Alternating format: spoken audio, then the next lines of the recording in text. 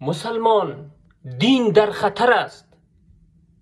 مسیحی میخواهد مسلمان نفهمد که ریشه مسیحیت پاسپورت اروپا است، بلکه مسلمان باید فکر کند که مسیحی شدن به خاطر قبولی است. مهاجر را منفی های پی در پی بدهید تا وارد کلیسا شود.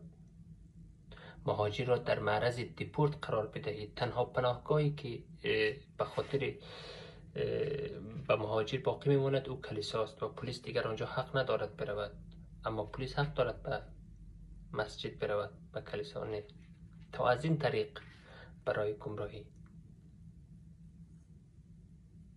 جمله مسیحی شدن به خاطر قبولی را در رسانه ها طوری تبلیغ کنید که عرب و عجم، ایرانی و افغانی فراموش نکند که مسیحی شدن تنها به خاطر قبولی است و یک کلاهبرداری که بیش از چند صد سال به سر عرب و عجم، مرجع تقلید، علمای دین، شیخ الحدیث ها هم گذاشته شده است. خرد و کلان پرسان کنی مسیحی شدن به خاطر قبولی.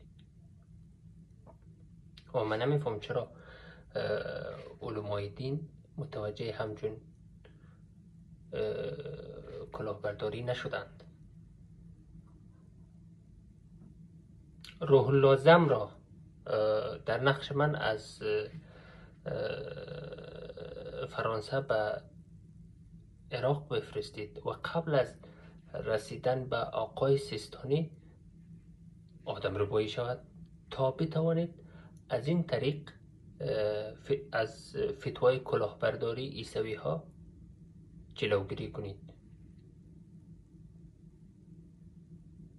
این اطلاعات زمانی به دست من رسید که قاضی برای کمتر از نصف روز،